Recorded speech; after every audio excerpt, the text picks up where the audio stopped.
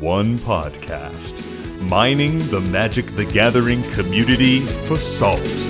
This is the Howling Salt Mine. It's the Howling Salt Mine. The Howling Salt Mine.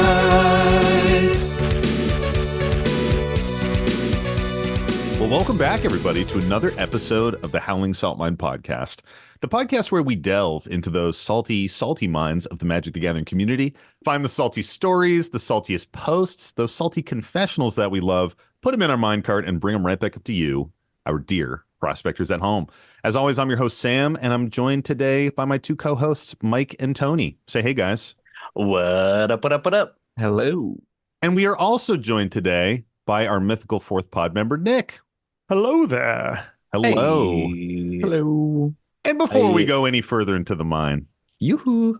you know we got to shout them out. Our nice tier patrons. That's right. I'm not Yeah. forgetting. I'm not going to record this halfway through the episode and splice it in later. We're actually doing it at the top, like how we're supposed to. But the way you said that, it makes it sound like you Yeah, didn't it actually do it at the definitely top. did. But, No, but he I actually swear. is this time, Yep. folks. It's real. We're Please doing it believe correctly. me. I swear. Please, bro. And this week we have Alex Ballix, Crean Bean, Hephaestus Bolts, Prime Speaker Florian, Yafe Judge, Accidental TPK, Royal Flood, and Digi Mans. Thank you all for being so nice. Hell yeah. Fucking hell Very yeah. nice. That's a lot of nice. That's a lot of nice. That's a lot of nice right there. So the episode today is going to be a little bit different. We were just at MagicCon Chicago, and like we traditionally do after all of our various con visits and things like that, we did it for Philly, we did it for Vegas. Mike and I did one for Commander Sealed. We're going to talk about the convention experience, y'all. We're going to go through each day, Friday, Saturday, Sunday, talk about all the things we did, the games we played, talk in general about the people we met, all that kind of stuff. First of all, just a quick disclaimer. I think I do this before every single one of these episodes. If this is your first Howling Salt Mine episode, check out one of the other episodes. This is not our traditional content. Generally, we're reading salty stories, giving advice, telling jokes, things like that. This is a little bit more of like a slice of life, live through the convention with us kind of experience that we like to do. No jokes in this episode for Yeah, sure. we won't be funny, Yeah. and we Not a funny definitely episode. won't be educational. Straight business on this one, Yeah. you know. Zero fun. This is just a book report, really. Yep. More of a history lesson. Oh, God. I haven't thought about a book report in a long time, and they sucked. Dude, yeah, book reports were fucking awful, man. I fucking hated that shit. Now you can just like chat GPT them, problem solved. A couple seconds, Well, type it in. Like, for Yeah. real. Yeah, probably, dude. I mean, that's honestly true. As a large language model, I really thought the best part of Great Expectations was. Yeah. Dude, I have this like core memory of it was the first time I ever got a C in school, and I was in fucking fifth grade when I got it. Oh, my God.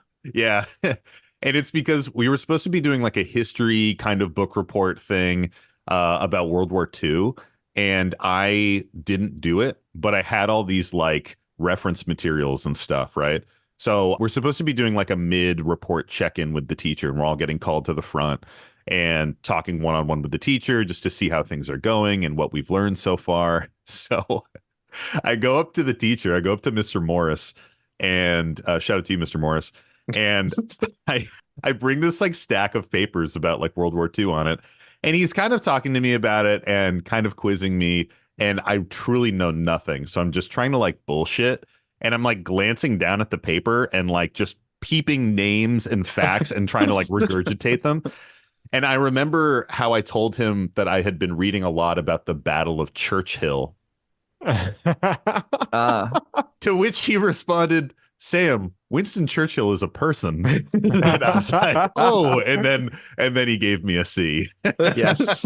Nice. The Battle of Churchill. The Battle of Churchill. I mean, it sounds like a fucking place. Yeah, it's about, there's a church on a hill in Yeah, the UK. exactly. There's a Battle of it. there. Yeah. Yeah, there must have been Battle some of kind of Church battle Hill. there. It was, yeah, and it took place in Wynn's Ton. Yeah. And there was a ton of wind that day. Yeah. Dude, it was man. so bad. That is like pure core memory for me. The first time I was caught fucking lying out of my ass and had consequences. You know what else was a pure core memory? This trip to Chicago. Totally was. Fucking fact, dude. Quick disclaimer right at the top here. I just want to say that like we met so many fucking people this weekend, other players, podcast listeners, other creators. You all know who you are. We had an amazing time with all of you. We're not going to be able to name drop everybody or even remember everybody's names, unfortunately. But, you know, we appreciate everybody that we met. Such a magical experience, honestly. And I'm really stoked to talk about it. Dude. There was a lot of gathering at the Magic the Gathering. There was a lot of convention. Dude, magic, so much gathering and like Yeah. it was fucking great. It was You, amazing. you guys know how the One Piece is real? The Gathering is real also. Yeah, we'll get into it Oh, later, boy. but I have discovered that the One Piece is in fact real as well. Yes, the One Piece. I just want to Hell collect yeah. the cards because the card stock is so nice. And The card photos. stock Dude, is so holy shit. nice. Yeah. That's Yes. the only thing I know about the game Insane. other than The cards He says are that high because, but quality. also, you know, big waifu boobies. Just Oh boy. Oh man, starting off strong. So let's get into Friday. So, you know, we all traveled in on Thursday. We had a nice little Airbnb right outside of the convention center. You know, maybe like was a it 10. was it nice though? I thought it was. I have a little rant about the Airbnb. It was fine, but it was definitely like a contractor special type Airbnb. oh yeah. I Yeah. have some specific grievances. First off, the carpet looks like it was made from old blankets, at least in my room. Well, we did put you in the old blanket room. Yeah. The worst part though for me that first night, I did not sleep for shit because one, I'm a large guy. The bed was like a $20 Walmart bed frame and it squeaked like shit every time I like moved. And it was ridiculous. And then also the bedroom, like it's like the building we were in was like an old, like it's a storefront building. We were on like the second floor. And so the only window into the room was this giant skylight. And of course, it was a full moon, clear sky. And the moon was just beaming right into my fucking face all fucking night. So your lycanthropy really kicked in and you were howling at the moon all night. Yeah, I went. Yeah, exactly. I was full werewolf, but yeah, I did not sleep very well inside Airbnb. Yeah. The price was right and the location was nice, but there was a moment where I like reached for one of the handles in the shower and it came right off. And I was like, oh, all right. Like the shower head that was like somehow floating in space, like you could touch it and it would just kind of move. There was no resistance to it. The water pressure was like a couple drops. Yeah, the water pressure was definitely a thing. It was definitely not a high quality establishment. The best thing about the Airbnb is we did not spend much time in it. True. Also, it was Yeah. pretty True. much like sleep, get out of there immediately to go be at the con all the time. Sleep. Use our 2 bathrooms, which are a requirement of The 2 bathrooms Magic was close. Boys I will give it. I will Yeah. give it that.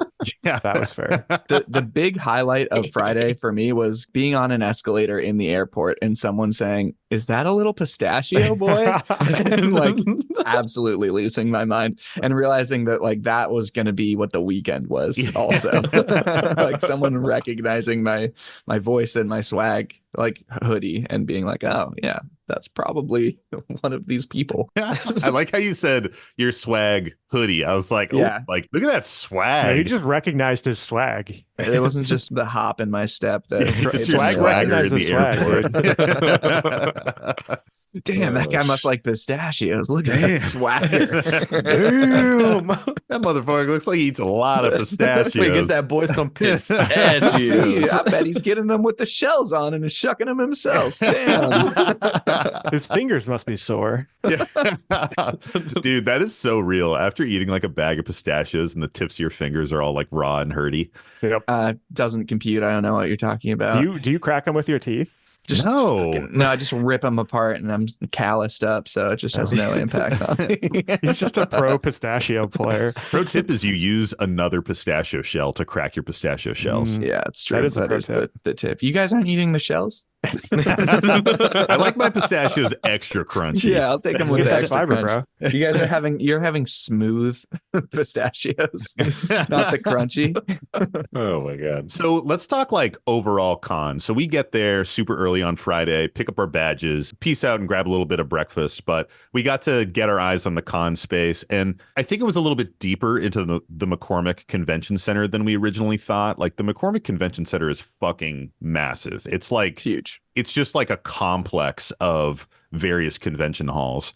I heard like through the grapevine that this was in one of the smaller convention halls, and Yeah, that it was was. kind of like a theme throughout the weekend was a couple things. One was that this was a sold out convention, man. There were Yeah. a lot of people there. Yep. It was Yeah. like well attended for sure. A lot of neckbeards and a lot of sweaty hands. Yep. a lot of stray farts in the crowd. Oh gosh. You're really selling it, guys. Yeah, really. I mean, that's just the territory, No, man. that That's is the just truth. That was that's, the truth. that's just gonna happen. You know what I mean? But as far as like the con space went, you walk right in. There's the creator central to your left. There's the artist area to your right. The artist area seemed like packed with fantastic artists. I knew a lot of people who were just getting signatures and different things like that all weekend long. Yeah, but to the effect that of like literally like 4-hour waits for some of the Yes. artists. For people who showed up normal, in though. the early morning. Like Yeah. All of the Yeah. lines were like constantly capped. That is Yeah. very normal for Magic Cons. Like Definitely. I that is agree. Yeah. expected at this point. Summit is an outlier because Summit Yeah. like was so small that you could get down to like 15-20 minute lines. I Yeah. was gonna say if you were desperate for, access to artists, it was probably Summit was probably the better win on Yeah. that one. But there were probably more artists at this one too. So Yeah, I think they were probably like 2 times the amount. It was crazy. I think the biggest thing, and we'll talk about this more, but the command zone was pretty small this year. I think we were expecting it to be much larger just based on our experience in like Philly and the way that was laid out. So, there were some times where we struggled to grab tables and stuff like that. Sometimes I wonder, like I was talking about this with Caroline, sometimes I wonder with these conventions if they like assume a specific percentage of people will be sitting down and playing and a specific percentage of people will be up and like in lines and things like that. And I think just way more people wanted to be sitting and jamming games and playing. And, towards the end of the weekend, people were grabbing floor space and expanding into other rooms and stuff like that to jam games, which was good that they opened up more space. But, on that first day, it was definitely, we walked through the command zone bright and early and we were like, damn, it's almost full. yeah, it's filled. Yeah. The one thought I had to that was that I wonder if it's from a like booking perspective, if they were just at the right size, if not over for the building that we were in, but too small for the other buildings. Because like the other buildings are way bigger because they're designed to hold like the Chicago Auto Show Yeah. and like other like substantially larger conventions. So I wonder if it's just a fact of like you can't really book a bigger space because you don't have the crowds to justify that like the next tier up is such a jump up that there's just not a like justification for it. Yeah. In which case Yeah. it would be like empty and not feel good, you Right. know, right? I feel like there's an element too, though, of like there's a lot of space that's dedicated for the paid events. Yes. Yeah. I get it to a degree. Like they want people to do the paid events, but I just think there's more people that are coming to the event to literally just play free Magic.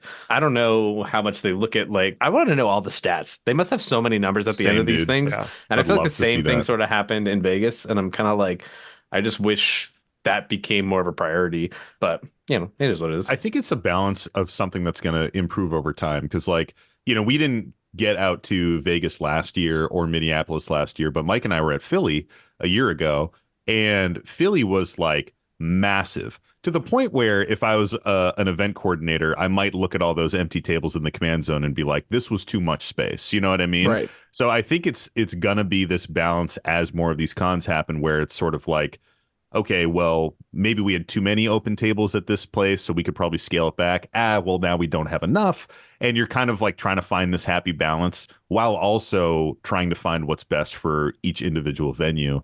And like you said, this might have just been like on the cusp of being the right size, and the next level up for a larger space was just like way too much space. Sure. Yeah. I just think in this instance, they weren't even close to the right number of tables for the Yeah. commander play. I Like, feel that. They definitely had the tables. You just had to go find them. And finding them was like an adventure because it involved basically going down to like these like sub basement levels, dark dungeony aqueduct The Mines of floors that Moria. were yeah. right. A Yeah. little strange, little sus. But there were tables there. We'll talk about that more when we Yeah. get to Saturday. So basically on Friday we walk in, we walk around, get the lay of the land. We were super happy to bump into our buddy Adam at the Mana Vault. I was super stoked to see his booth there.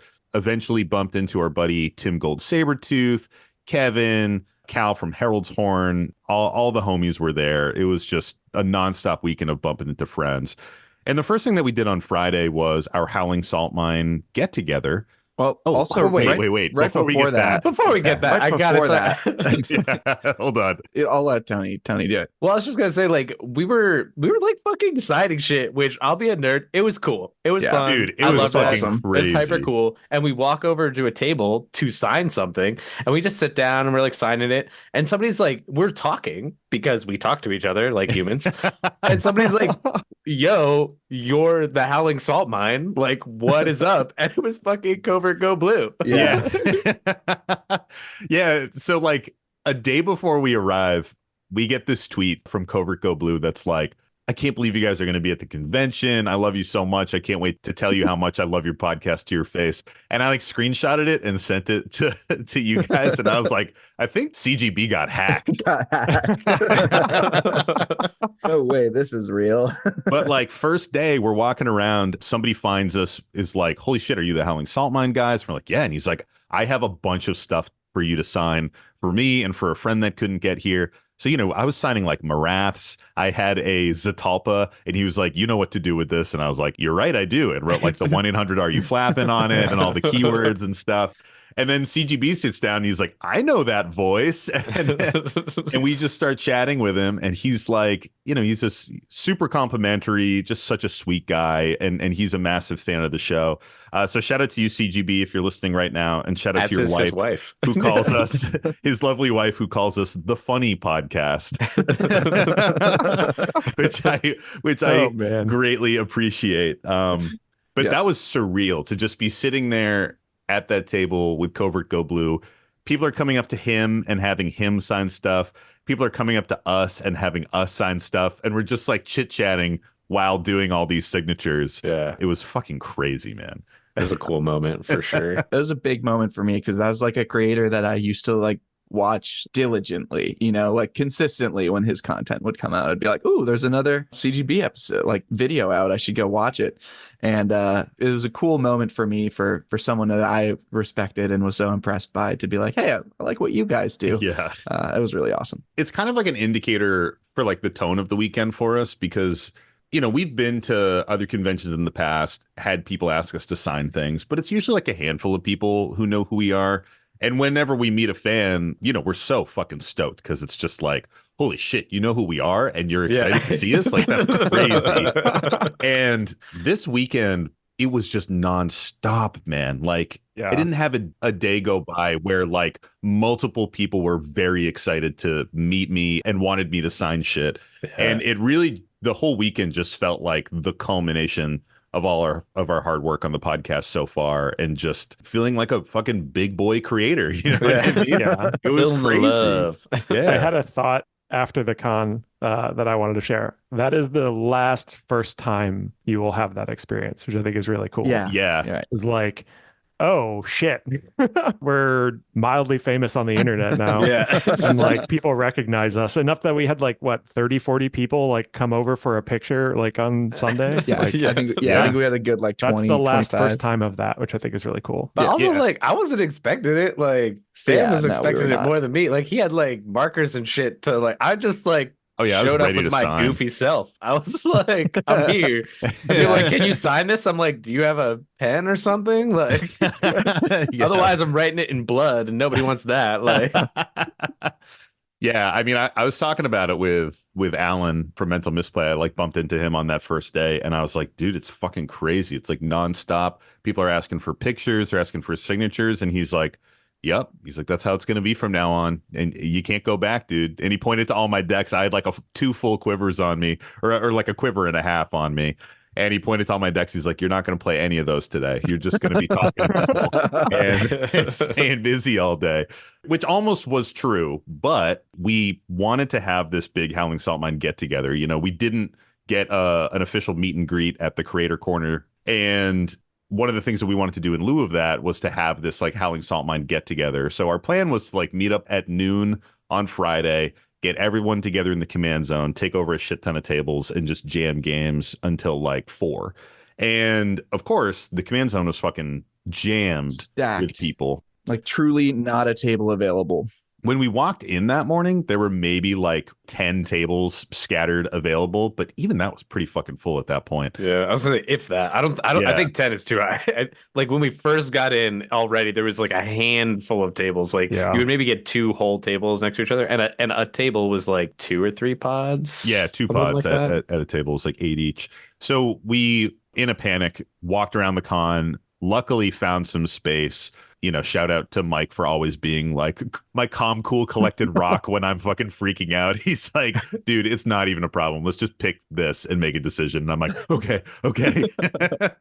So we ended up finding some space right next to the command zone in like the ticketed event space where, like the white tables, we were calling them. They all have these like white tablecloths. Grabbed some space over there. We posted in our Discord. We posted on social media to try to get people to all come over and find us.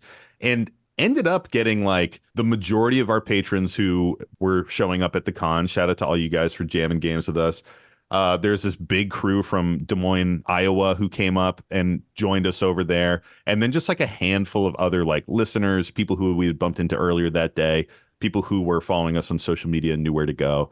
And we jammed for like, I think like 5 hours and probably had like 6 or 7 pods going at most. Like it was a lot of people playing. Yeah. Yeah. We had a full row of tables and then some. Like there were people and like we didn't have enough tables in the row and spilled over to like some of the other ones. And like thankfully, like we didn't get kicked out of the ticket area, which was kind of surprising. Really I think we were all lucky. expecting like at some point that we were going to get booted. And then like I don't know if it's just because we picked the right tables or there were not a lot of events firing on Friday in particular, but I mean, we ran for 4 or 5 hours straight with no issues, and it was pretty awesome. Yeah. Yeah.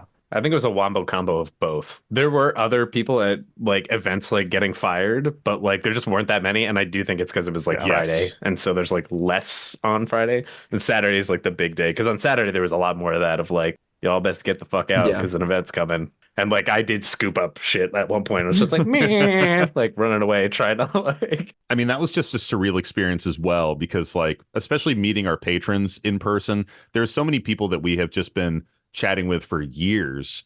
And like particularly some of like the people there, like I'm going to shout out Digimans because Digi was one of the people that I met on Instagram when I first started the Howling Salt Mine account. It's like a super, super early follower. And he and I have been like chatting for a couple of years now. And to actually meet him in person was just awesome. And, it was just, that's just an example of one of the many people that we got to see there and finally meet in person. And the vibes were fucking amazing, man. Like I said this in a tweet, but it bears mentioning here on the show. But like if the Howling Salt Mine community was an LGS, I would play there every single night. Like the vibes were so good. Yeah. Everybody had just awesome, really unique, cool decks. And the gameplay was fun and balanced. And like I didn't have a single bad game over the weekend, honestly. Like it was just fantastic. Yep. People were calling things a 7 and knew that was a silly thing to do. To the point where it was almost problematic too, right? Because everyone was like jokingly calling it a 7. It's like, okay, but what is it actually? And they were like, oh, it's a 7. Hey. Like, I know, but we actually need to figure this out so we can play it. Yeah, that was really, really cool. So I want to like kind of pause here. Did you guys have any like really fantastic games or see any super unique decks that you remember that you want to like mention from that get together with the prospectors? I have one. So I was in a game and there was a coin flip deck at the table. They must have missed, I can't even tell you how many. It was like the joke of the game. They didn't hit a single win on a coin flip until like the very end of the game, in which they hit like 8 in a row and had like the commander's power doubles every time you win a flip. And Oh, so they yeah. had like this The like Zinder split deck. fucking Yeah, Zinder Split it was and crazy. It was Okun. ginormous, but like it was such a meme. Like we wanted them to do it because they had missed so many fucking floats. But it was like hilarious, and it was such a good time, even though they constantly were missing. And it almost made me want to build one of those decks because I'm just like, that's amazing. But then the one last quick thing I'll say is I somehow found myself in a pod with a fucking Narset deck and a Sliver deck. I was like, what the fuck is going on? It was like the pod from hell. It was still a super fun game, but I was like, what's going on? And I definitely politics so hard, and I think won that game because I was just like, we got to get rid of the fucking Sliver player and the fucking Narset player, right? Like, this is what has to happen. And so it's like a constant duel the whole time, but it was super fun. Those are probably the two highlights that day for me. Hell yeah. I don't think I have a specific game to mention. I mean, they were all just super, super fun, but there were a couple of super spicy decks. One was a mono black Luris deck, and the value that it was creating was just like insane, man. I can't really remember some of the lines in it, but it was just such a spicy brew. One of the things that they were doing was looping Expedition Map every single turn. So they were getting like Urborg and Cabal coffers, and then just kept getting these like Dark Depths, just kept getting all these spicy lands out of the deck. And I was like, Yeah. holy shit. Like I didn't expect like mono black lands to be a problem. Yeah. But it was so, so spicy. And then someone else had a mono black Yargle deck that was like that the deck was just really, really good. It had like some crazy cards in it. I think there's one called, I forget the name of that enchantment where when you cast a creature, you destroy all other creatures that share a color with it. Spreading Plague. Yeah, Spreading Nick Plague. would know this. I would know that because I've run it. Resident Mogus player. Yeah. So it had like Spreading Plague and it had some like really punishing enchantments in it. And it was just an incredibly spicy brew. But the funny thing was that it just had this fallback plan of like, I cast a Yargle and I attack you with Yargle. And it did very, very well. Like it was really cool to see pop off. I mean, it was just a great time. Like it was all kind of a blur with just so many people coming over, Yeah. signing things. You know, apologies to my first game with Tony, Digi, and Ketchup because I got pulled away from that game like 20 times to sign shit and take pictures with people. And I would look over and you'd all just be looking at me and I'd be like, okay, I think it's my turn. That was also funny because we went into the day being like, Sam being like, okay, I really, please make sure, like, mix up your pods, get games in with everybody. Like, we probably shouldn't play in Shouldn't play pods with each other. together. And then the first game, I look over and see Tony and Sam shuffling up together. And then right next to me, there was a pod with none of us playing in it. And I was like, guys, what are Sometimes timing is key. Yeah, that was just poor timing, truly. Like people had already potted up and shuffled up before we had finalized our pods. But oh, and man, I gotta shout out Kronk, one of our patrons, who had a motherfucking Pile Gao deck on him. Yeah, dude. Oh my god. Oh my god. The owner of Pile Gao now. Yeah, it was the Pile Gao deck that Mike and I brewed with Alan on our road trip back from MagicCon Philadelphia like 1 calendar year ago. Yep. And he played a game to completion with another person and they had a fucking amazing time. And I was like, oh, this is so dope. He's like, yeah, dude, this deck fucking rocks. I'm like, hell yeah, man. It's so sick. So now of course I have to build my own. So I just have a Pile Gao deck on me at all times. But holy shit, that was super, Definitely. super cool. God, so fucking dumb. Pile Gal is not real for those listening. It is. It's real. It's so real.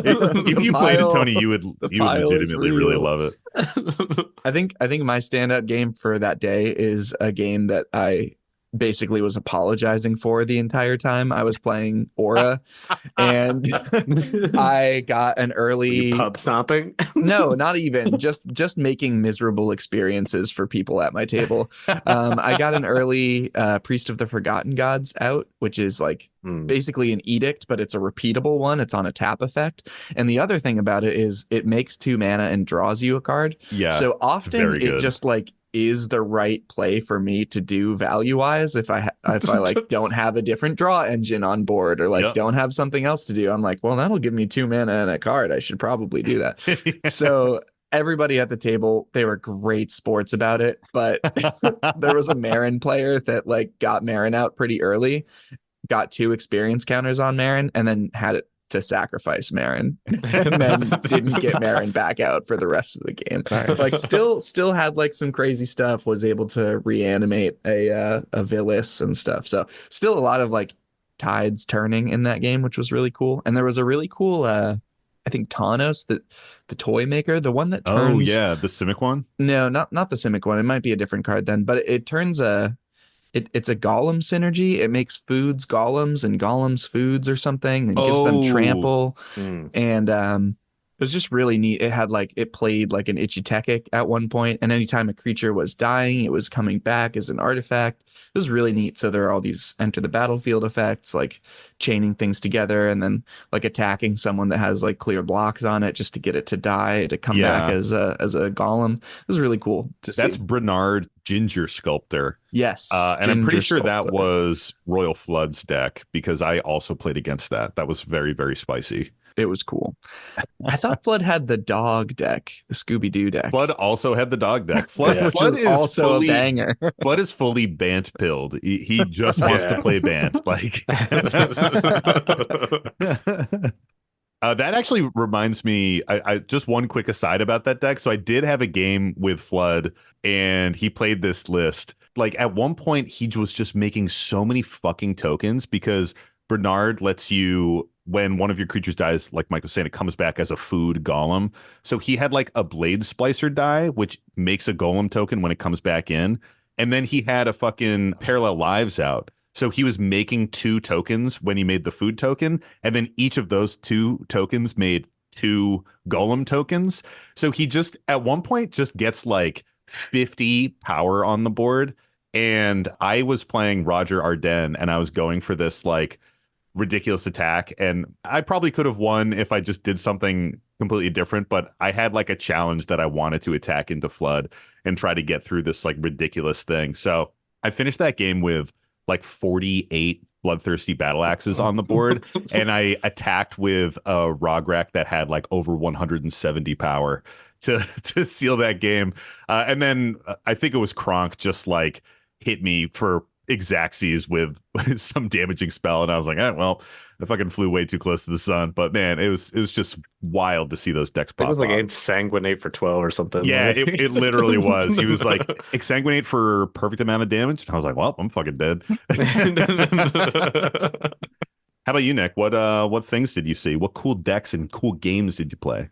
Oof, I honestly, like, it was all a blur. I have a couple notes. One, my dice rolling ability at cons is unprecedented. I think I went first just off of dice rolls, like 70-80% of the games I played in easily. Hell yeah. Well done. Like, I don't know what Spell Table does to my starting first luck, but man, at the cons it was coming through hot. Well, it's because you can't use your loaded dice on Spell Table. So you can't use your exactly. click It of the was your wrist. dice. I think at one point it was somebody else's dice. I don't think I used my dice like maybe once, and I still was first basically every time. So I just have golden hands basically, but I don't remember a lot of the decks I played against. I had like a very explosive win with my Oger Exonal like $100 burn deck. Which was pretty ridiculous, where basically I had Hero's Blade out already, which basically it's like equipment, and then when you drop Oger, it automatically equips to it. So Oger was like a 7/6, and then Pyrohemia, and like That'll do it. just completely one shot of the whole board. Yep. It was very beautiful. I also got a Mogus Yokel Hops win, which always feels good. Yeah, I think I witnessed the end of Yeah. that one. It was such a funny board state. We were trying to shuffle pods between games, and I was like, "Are you guys almost done?" And they all just looked up to me, and Nick had like 65 life. Yep. And then it was like 4 life, 5 life, and 6 life. And they were like, "I think the game's about to be over." And Nick just opened his hand, and there was a Yokel Hops in there, and I was like, "Very cool. All right." Yeah. So that felt good. The first 3 games I played of the weekend, I won, which was also a bit unprecedented. But Hell maybe yeah. just because I was going first. But my background goat deck also got a win, which usually that deck gets second place and then falters because it can't deal with the damage once the damage is actually Yeah. coming at it. Good decks. And I actually won. So, that's all good. Hell yeah, So, dude. yeah, it was pretty good. Hell yeah. The Oger deck, though, man, that thing is fucking spicy. Yeah, Like, that was that deck like slaps. a standout of the weekend, man. I think every single time you dropped that deck, it was a menace that needed to be dealt with. It was Yeah, very, Oger is very kill good. on sight for sure. It really is. It really is. There was also a great point in that first kind of meetup day that I'd been playing casual so far all morning, and someone sat down and I was asking again. I was like, so, what's everyone feeling? What? And one person was like, I'd play CDH. And I was like, all right, let's go. And everyone was like, oh, okay. Like, I guess you really wanted to play CDH. And I was like, yeah, hankering. Casual is cool, but have you seen CDH? Yeah, I think you played 3 CDH games while I was finishing my last casual game. I'm pretty sure. We played 2 snappy ones, like 30-minute ones, and we were like, okay, well, those were all really quick. We should play one more while Sam finishes his last one. And then 2 hours later, we were like, what have we done? While I was counting my bloodthirsty battle axes. But that was super fun. I mean, it was also just nice to have like kind of a hub where people could come up and like knew where we were and could meet us and say hi and stuff like that. And we had like tokens laid out on a table too that everyone could come by and grab, which was really fun. We gave out all of the food tokens. I came home with only a couple that are just, for me to play with, which was pretty fucking amazing. Yeah, it's awesome. And we gave out all of our stickers. We walked in with 100 stickers and left with literally none. I think I gave out the last one on Sunday. I think one of the more surreal things about the weekend was, aside from like just meeting so many amazing listeners, signing so many things we didn't expect to even be asked to sign, was seeing how many people were wearing Howling Salt Mine swag. Yeah, like, that was cool. That was super cool. We walked in and immediately saw somebody with a 1-800 Are You Flapping shirt on, and the joy that I got and that the listeners got, where I could walk up, like I would see somebody and just walk up to them and be like, hey, that's a cool shirt, here's some tokens, and they'd be like, holy shit, are you the Howling Salt Mine guy? Like, just to be able to surprise them and just kind of like walk up and be like, hey, what's going on? And they're like, oh my god, that was fucking crazy, man. That was so fucking cool. Like it was just a very awesome feeling to experience that. Hell yeah. Well, should we move on to the wonderful Clue party? Well, yeah. So after that, we ducked out of there maybe at like 6:30, I want to say. We ended up grabbing dinner with Callahan from the Mind Sculptors, comedian MTG, also from the Mind Sculptors, and Lua, and of course Callahan's lovely wife. Number knower as well. And our buddy Eric showed up as well. Love Eric. Eric was like our con buddy all weekend. At every con, you got to identify a con buddy, and Eric was the one this time. Yes. It was just a lovely little dinner, had a really good time there. Had a couple cocktails, just kind of killing time until we could go over to the Clue party. Clue party was fine. We didn't stick around for too long, and I think like we've talked about this a lot. I think there's a couple things we did wrong. I think we should have showed up later and like pre-gamed a little bit more and probably would have enjoyed it more. And bought the unlimited drink ticket. Yeah, did you guys not know that they make Tall Boy High Noons? Yeah, the Tall Boy High Noons were pretty amazing. The 3 of us were having maybe an all right time, and Nick was over there like, guys, I have unlimited drink tickets, and they make Tall Boy High Noons. The House of Blues was really cool, and they had opened up all these back rooms, so it was really cool to like walk around this kind of historic building. I was gonna say that was the cool part about it, like being able to actually like go to every floor and section of the House of Blues, at which like if you're at a concert there or something like that, you just wouldn't be able to do. Like I was definitely in the VIP sections because I'm a motherfucking VIP, but like normally I wouldn't be. So yeah, the architecture was just like mind-blowing. It was a really beautiful space. Somebody was definitely just smoking weed in one of the rooms, god, too. dude. Yeah, so trying to solve the mystery. They were trying to solve the mystery. So I walk into this little like side room. There are all these like little secret side rooms, and one just like reeks of pot. Well, and we walk in. You gotta, before that, the backstory is that you're supposed to be, because it's the Clue party, right? Yeah. You're supposed to be like investigating and like finding various clues in all of the rooms, and like you could collect stamps or something and get like free packs at the end of the night. Yeah, it was a cool like scavenger hunt mixed with logic, like Clue game thing going on. No, none of us participated then. But it did seem like the people playing it were having a fun time. Yeah, and I think there was like sealed product that you could get if you completed it. Yeah, as well. Yeah. People were like ripping packs and stuff. So there are these clues hidden all over the place. So we walk into the side room, and there's like some big clue in there, but it also just like reeks of pot. And there are these like 3 dudes sitting there. And they're like, "Hey, are you like solving the clue mystery?" And I was like, "I'm trying to solve the mystery of who smoked the doobie." And they just look at me with like no joy in their eyes, and they're like, "It just smelled like this when we walked in." And I was like, "All right, my joke didn't land. Have a good day, guys. I'll see myself out." Super, super funny. We kind of like hung around on the top floor a little bit. There's a DJ playing, and the music wasn't quite my bag. It was It wasn't many people's bag. Yeah, Because it if you was look not down very at the good. dance floor, there's approximately 15, 20 people Yeah. trying to awkwardly dance. At least when we were there, at the time we Yeah. were there. there were And some like I will say, choices being we made. got there kind of late. It was like 9 or like 9:30 when we were like there. Yeah, so that was like the pre-act. Eventually Grum Gully went on, which is like an EDM band, and we were not there for that. After that, we were like, okay, let's like hit some karaoke. We were meeting up with some of our patrons that were there. Shout out to Flood, Cream Bean, and Kronk. And we went downstairs and we're just like jamming. We bumped into our buddy Paul, Is It Punk, and the cocktails in the karaoke bar were fucking delicious, man. Oh, yeah. To the point that I literally go to the bartender. I was like, these drinks are much better than the drinks that are upstairs. Like, I Yeah. had to tell you. I had to. And clearly, like, we made eye contact and he thought I was going to be annoying or try and cut the line. I was like, no, dude, I need you to know you're doing a good job. Like, because upstairs, I don't know what the fuck kind of gin and tonic that was. Oh, man. Which is 2 ingredients, but it wasn't good. It was so bad. It was so bad. So the karaoke was like pretty entertaining and fun.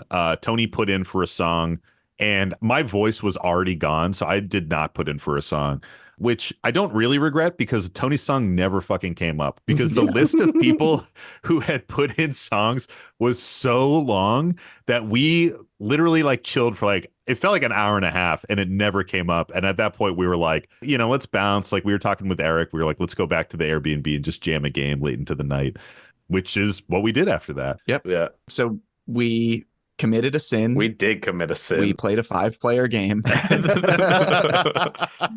We committed an error. Disappointed. Yeah. And we also had people, me included, play decks that take advantage of that fact. So I was playing Halden and Paco, getting an extra card off the top every time. Big We had dog. A Nashi. Big dog. Big dog. God, here we go. Which was also the meme of the weekend. Yeah. And then we also had Eric was playing Nashi, I think, which is like it's a similar thing where it's kind of stealing something off of the top of everybody's, and then it can play one of those cards like you're playing it off of Bolus's Citadel, so you pay life for the cost instead. It's like mono black Atali Bolus's Citadel kind of thing going on. It was cool. It was a very cool deck. That also benefits from having the extra player to consider there. I think we all steadily chunked each other out, and then we got to the end, and it was just Sam and Nick, and we got, I got the so salty, dude. We got the saltiest part of the weekend. I That think. literally was it. I was so fucking salty. Everybody was tired and ready to go to bed. It was 2 a.m. It was 2 a.m. Sam had like a big board, and Nick had, I think, like just Ojer out. And mana up with damage spells. 1 damage. You had like 1 card in hand or something. You like put a damage spell on the stack to hit Sam. And then Sam was like, okay, well, I've got this. And you had already started scooping your cards up, Nick. Yeah. I was like, I forgot all You're like, about this. well, you either have an answer and I lose or I win. And Sam was like, no, No fucking way. I must get the satisfaction of No. Of course you're telling it wrong. Mike was biased think from that's like accurate. Am I think that's kind of how Tony's it got went me. down. No, Mike was biased from the fucking get-go. Immediately he was revisionist historying this thing. So Nick casts a spell to like kill everybody, and I have a way to like not die. But Nick is like, I cast a spell, I kill everybody, and I win. And everyone's like, yep, you win. And I'm like, I have a response. And you're like, nah, the game's over. And you pack up your No, shit. hang on. You're also revisionist And you history. pack up your shit. And I was like, I have a response. And you're Hang like, on. well, I either win or you win. Whatever. I'm going to pack my stuff up. And I'm like, just fucking, can we finish the game? Like, I was like, can we just finish the game? Can I just cast a spell? Because I think I have the win. And it was just the most scuffed end to a game. Oh, I was so salty. hang on. You can tell how not salty I was because I don't remember this game at all until Mike brought it up. Keep that in mind with this accurate retelling that Nick has no memory of this game. I'll give you that. But my recollection of it was that I was so low on life that if you basically did anything, I was dead. Yes. And that was Yes. my point. And that was like either I'm going to win right now or I'm dead. And it like fundamentally the same end state of me packing my stuff up is going to happen regardless. That was the thought. Not that I win, I don't care what your response is. It was the outcome of this game is that the game is over no matter what action happens next. Therefore, I should start packing my stuff up so I can go to bed. Yeah, I still think that is incredibly whack. That's just like your opinion, man. Why not just start every game like that? Just start it and pack up your stuff and be like, the game will end at some point. Well, It's but true. there's still different outcomes that could happen at that point of the game. But the outcome is that at least the game will end at some point. So you might as well just pack up immediately. Am I right? Why even play the game? Why even play the Anyways, fucking we game? then went to bed. As we said, this was the salty and woke highlight, up the day. the salty peak of the event for us. Oh man. So before I Yeah. went to bed, I turned on this really bright light above Nick's bed outside the It building. turned on the moon. So he would never fucking sleep. And then I de-greased his bed so it was mad squeaky. So he didn't sleep at all. Ultimate revenge. It was really funny though. And then, we were just like so punchy about to go to bed and just feeling so great from just like the magic of the day and just stunned by the turnout. And, I was like, guys, should we have a group hug? and like No one said no anything. one said anything. And I was just like, all right All then. right. And that just like broke Oh, Mike. man. Me just Mike, being yeah, like, Mike all right died. then. Mike like laughed water out of his nose, which I haven't seen someone do in like a decade, man. And I laughed until like I almost asphyxiated. It was fucking ridiculous. It's probably a mix of like, having been drinking and stuff like that and it being Yeah. 2 a.m. But holy shit, man. That was definitely tired humor. 100%. Should we hug? All right. All right. Nothing. We were crying. I was crying. I shed Crying tears. again. Yeah, I fucking cried. It was Oh so my God. fucking funny. That was great. So we kick off Saturday and, wake up, hit that same breakfast spot that we had been hitting. Shout out to whatever that fucking hotel was. Marriott. Yeah, What the I'll say Marriott. quickly on that is like each morning we wound up getting like a sit down kind of nice bigger breakfast, which I feel like was like the way to go. It was 100%. critical. Because then for the most part, I would just like ride that wave for the rest of the day, do a little snake vibe, and then we'd get dinner or whatever. A snake vibe. Yeah, where you eat like one meal and you don't really like eat again. And so I love Yes. that, dude. That's for like, the, that's great. You eat big, you sleep big, and you play big. yeah. I've never heard that before. I fucking love that. Snake vibes. So I just think that was like a solid thing that I hope to continue at other cons. Because also like in the very early morning, like there's not much happening. Like there's Yeah. always games, but it's like if you can just come in prepped for the day, then you don't need to like leave for lunch or something like that. Like I'm a boy who needs food, so like Same. getting it out of the way in the morning like works for me. Yeah, I think like leaving the con to get lunch just eats up so much of the day that like hitting that huge breakfast was like the key to success. And then, the con had like hot dogs and chicken fingers and shit like that. And honestly, the hot dogs are pretty fucking good. So Yeah, man, they were The hot dog legit was Chicago cheese. dogs. yeah, they were like Minus legitimate this, there was dogs. no like celery salt and sport peppers, but they were pretty close. Yeah, and they were fucking spicy too, man. Get them with the works. Whew. Some pickled jalapenos on there. Yeah. Yum. Hell yeah. So the name of the game on Saturday for Mike and I was CDH. So we were part of this Learn to Play CDH event that Lua and Comedian MTG were, so kind enough to organize and pull everybody together for. It was us. We had some people from Play to Win there. Dylan and Cam were jamming games. I think Tyler was popping in and jamming games here and there as well. Bunch of other awesome CDH creators. We had some folks from Playing with Power. I know Steven the Generous and Rich from Altar of the Brew were over there jamming games too. And it was really, really fun. It was awesome for a few reasons. One was it was just cool to be a part of that CDH event, jam CDH games all day. It was such a treat. But also, this is the day where the con was the most packed. So table space was at like a premium. So Yeah. the fact that Mike and I had a dedicated table that we could literally camp at all day and just Yeah. have guaranteed CDH games was like so clutch. Yeah, get fucked fourth player. We did camp out at it all day too. All day. I stood up one time in the middle of the day to like Yeah. go use the bathroom and get like a bag of chips and a Gatorade. And then Yeah. I sat back down. When I stood up like after all of that in the evening to walk around, I was like, wow, my legs are in a state from Yeah. just chilling all They day. had like atrophied away. Like Yes, I got yeah, up they were once to get Mike and I hot dogs and to use the bathroom, and that was literally it. And we played CDH for 7.5 hours. I think a little over 7.5 hours. Like Yep. we were the one group that was there from like the beginning to From almost 10, the end, just yeah. jamming. And the games were fantastic. I mean, we played against a huge blend of players with different experience levels. Our Mhm. first game had, one fairly experienced player and one person that was kind of new. They gave us each like really goofy card packs. So they gave me one that was an Real Monsters collector card pack that I cracked open, and Mike got, I think it was an Austin Powers. Yeah, it was card Austin game Powers. pack. Yep. Super, super funny. But the vibes were great. I think the games that stick out in my mind, I had a couple.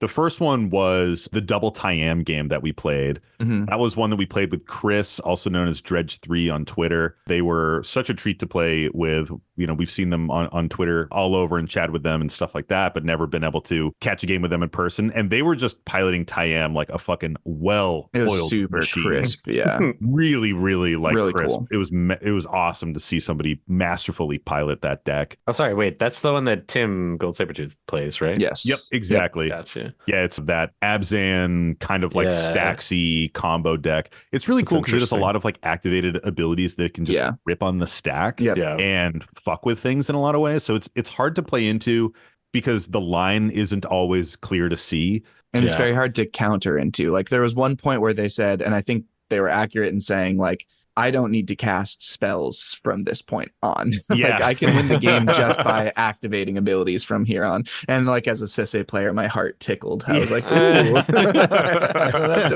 have to play any more spells. That sounds great. And the other player, Kane was their name, and he was on Tyam as well. And just like was kind of new to the deck, like confessed that they were a little bit new to the deck, but played it so well. You would not have even known. And Chris got this early Draneth Magistrate out, and Kane still managed to get Tyam out twice through the Draneth. The Yeah. first was like Crop rotationing into a command beacon. crop rot into a command beacon to put Tyam to hand and cast Tyam out. And then Nice. Tyam got blown up by the other Tyam player. Yep. And then Sent to graveyard, I think. let it go to yard and then like recurred it back from the graveyard on the next turn. It was just Sick. like to the point where at one point I was playing Mike Sisse deck in this game. And at one point I actually cast Sisse out and did a whole turn and we passed. And then we were like, oh, there's a Draneth out. Yeah. How did you play Sisse? Because people were still playing their commanders. I was like completely confused by it. So Yeah. So the first game we played that day, I played Sisse and made my way to a win without like too much opposition. I think I stacked people out early and then Yeah. played some stuff, probably had like one or two pieces of interaction I had to deal with and then managed to like stitch a win together. But it like took a while and there was like a new Kinnan player like that we had given like one of the lender decks that like Lua and Ian had prepped for the event. Mhm. And Sam turned to me and was like, these Sisse games, we get it. But like, you shouldn't play that too much today because all the games are just like you playing it and taking forever. And I was like, all right, I guess that makes sense. And then Sam proceeded to borrow Sisse like 2 or 3 times during the day and do the exact same thing to the point that he was like, I'm going to build this deck now. Dude, honestly, like the first time I remember you turned to me and you were like, do you want to play Sisse for this game? And I was just like, hell yeah, I do. Like, oh my God. It's so funny because Mike and I are preparing to go to Punt City 3 in like a month. And, I was like, I don't know if Dawnwaker's going to hang in that meta just because we don't really play into a ton of Bowmasters and the deck's super fragile to it. And then Marath, obviously, I love Marath. It's a fun deck, but it's a fringe deck. I don't think it's going to like be amazing. And I want to have like a chance to do well at the tournament. I rebuilt Blue Farm for this convention. Played it in the first couple of games and was just like, man, this deck, like, I know Blue Farm's got a lot of love out there, but I don't know. It's a fun deck, but it just Sucks. doesn't scratch the itch that I have. Deck sucks. And I think the fact that it doesn't play green, like I'm such a green CDH player, you know what I mean? And Sisay feels way more green than most 5-color decks out You're there. such a green player, period. Not I just am. I really CDH. am. Like, In that he's new, right? He's new and bad. Yeah, he's Yeah, green and a exactly. novice. Greenhorn. I don't understand how there are so many good cards in Blue Farm and the deck can be that bad. It's just so garbage. I Yeah. hate it. When I the hate deck that does deck. poorly, you feel so let down because you're like, but I'm playing all the best cards. Like, why? Yeah. How could this happen? It must be me, which Yeah. doesn't feel good. So I borrowed Sisay, and I will say just had one of like the wildest Sisay wins with that double tie M game because I was so heavily stacked out. And one of the stacks pieces, I had a point where I could either remove a Dranith or remove a Aven Mind Sensor. So I went with the Dranith so I could activate Sisay. And fucking Tarian Soul Cleaver, man, that thing was ridiculous. I got a Derevi up to like 9 power with a Tarian Soul Cleaver. And then when I had fucking Brostorm Selvala was out, so I was just making a shit ton of mana. And it was just this thing where I had infinite mana, but there was still the Aven Mind Sensor out. You didn't have infinite mana. You just had a Oh, shit yeah. ton of mana. You had like 20 mana or something. Yeah, it was like 18 or 20 mana. And I had like an activation on the stack, and Chris had some removal on the stack, and I was just trying to win on top of it. And I was tutoring with Sisay 4 cards at a time because of the Avid Mind Sensor, and somehow managed to stitch together a win from that. And it just felt so good. Yeah. And I have this thing where whenever I play Mike's Sisay deck, I just do crazy shit with it. And I just love to turn to him at the end and be like, "Are you proud of me, Dad?" And he's always like, "I'm so proud of you. That was amazing." So anyways, I'm big on Sisay now. I'll probably start playing that for sure. I think the other standout game from that section of the event was we got to play a game with, I think they were both newer, or definitely one of the folks was newer, and we lended them one of the Malcolm Tana decks. So it's like Teamer Pirates. And Yep. then there was another player, I think, on Talion in that game. Yeah, another player who had their own Talion deck but was pretty new to CDH. I believe their names were Eric and Patrick. I did write it down. That sounds I right. apologize if that's That wrong. sounds right. They were both awesome. They're really nice. I think it was Eric was like, "Yeah, we're just here for the day. I was just hoping to meet you guys and Yeah. getting to play a game with you guys was really cool." He'd been like waiting to jam a game with us, which was awesome that we got to get that game. So that was awesome. And That game was so funny, dude. that game was ridiculous because I was playing Magda and And I Sam played was playing Marath. Literally the reason I stopped playing Magda. Marath. And of course, the game is just like him blowing up my dwarves and me rage casting like Mog Salvage to destroy his my like, shit. skull clamp and shit, and just like blowing up his stuff. But at one point, they had Eric and Patrick had like I think it was like 7 or 8 card deep stack.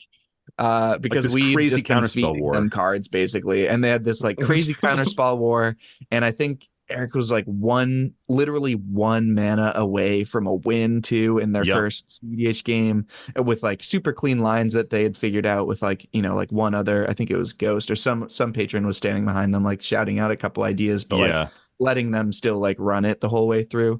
It was so cool to see people throughout the day, people of various levels, like figuring things out, learning new things, just getting excited to play games. It was a delight. That game was particularly cool because they just like, you could see that they caught the CDH bug. Yeah. And like both of their decks did the thing. We also had the most thoughtful pregame chat with them. Not like pregame, like what are our expectations for the game, but like we really talked through the strategies of both decks to get them set for the game. And Eric was just asking such thoughtful questions, and we were like going through mulligans with them and looking at the cards individually hands up. And we did that for a couple other matchups with people during that event. But that one just like really stuck out in my mind as like 2 people that wanted to just be like sponges for CDH and absorb as much knowledge as they could.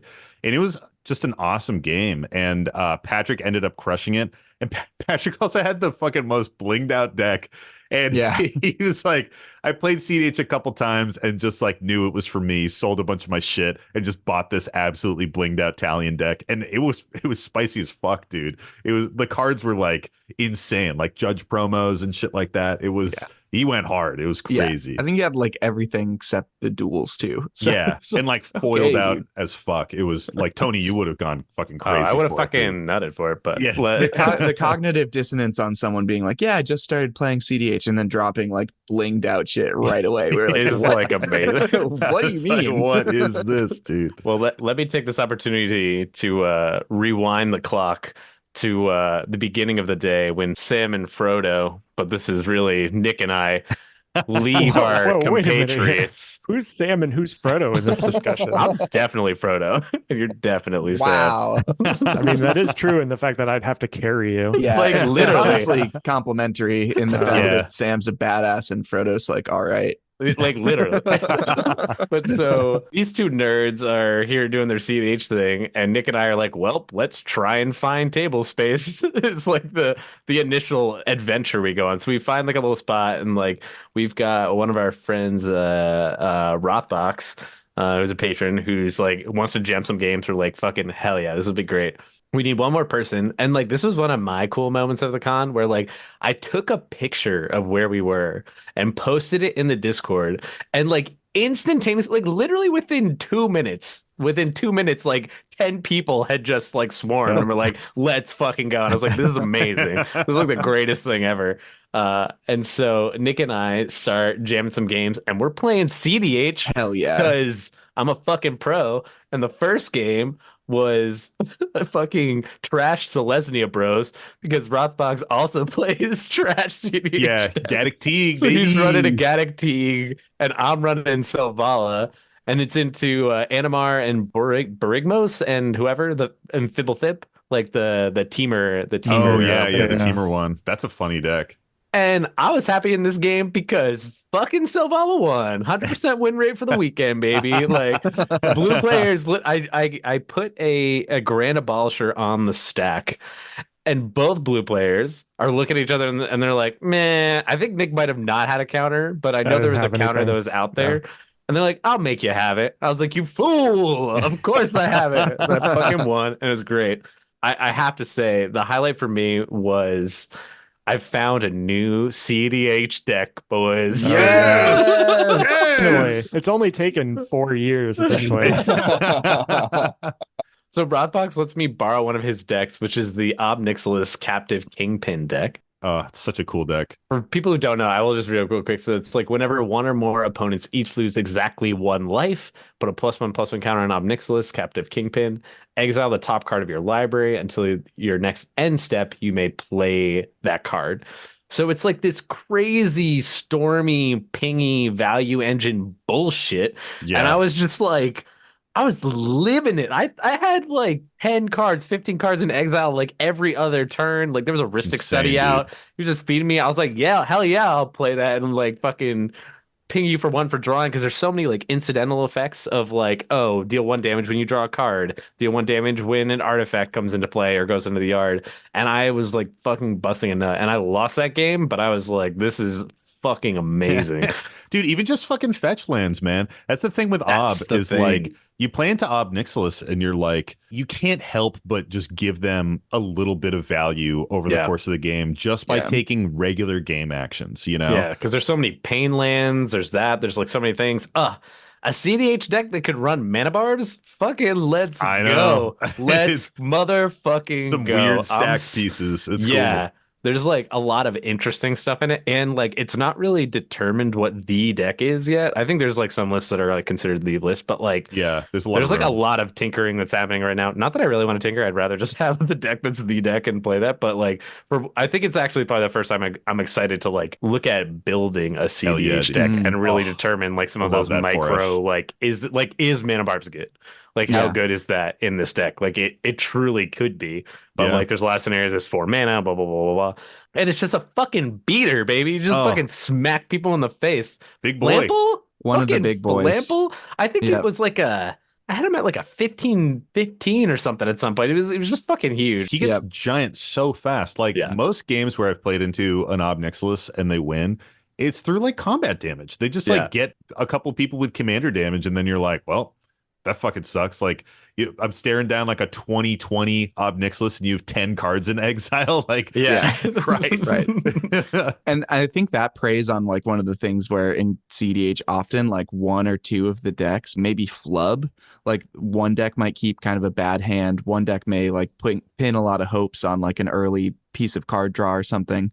And then if those things don't happen, those decks are kind of just like cruising a little bit. Yeah. And so the Ob Nixilis deck is, okay, I'll just kill the person that's going to be a threat at all otherwise. And then I can eventually clean up the other people. It's a really cool play style. Yeah, it's so good. I'm so fucking amped up. And I think for me, I feel like I've always just been against blue because blue is trash, but also because it almost feels like easy mode. And it's just like, I don't like that there's an automatic like 10 counterspell cards that are in there. It's just like not how I like to play. Like I'm not the person that wants to put the counterspell in the stack. I'm going to probably put it on at the wrong time. It's against my nature. There it is. That was it.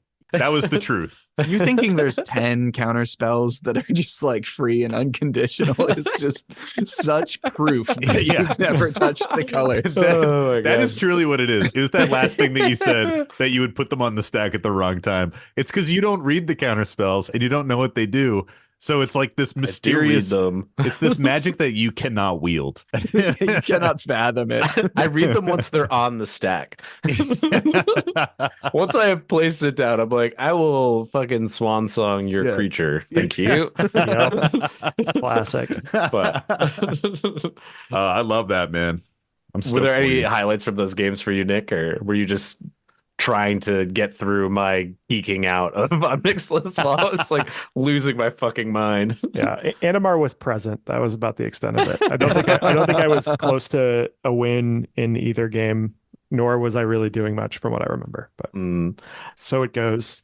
So the next thing that happens then is like we get kicked out. Like a few people have showed up. We're here. We've got games, and like they're starting to fire off of an event. So we all have to like pick up our shit and leave. Yeah. I think at that point, Nick and I were like, we'll like walk around a little bit. We'll like say hi, maybe look at a couple vendors, but then try and find more play space with some of the patrons. So like we start off on our journey, like Sam and Frodo, just like fucking trying to find anything. An unexpected journey into the bowels of Mount Doom.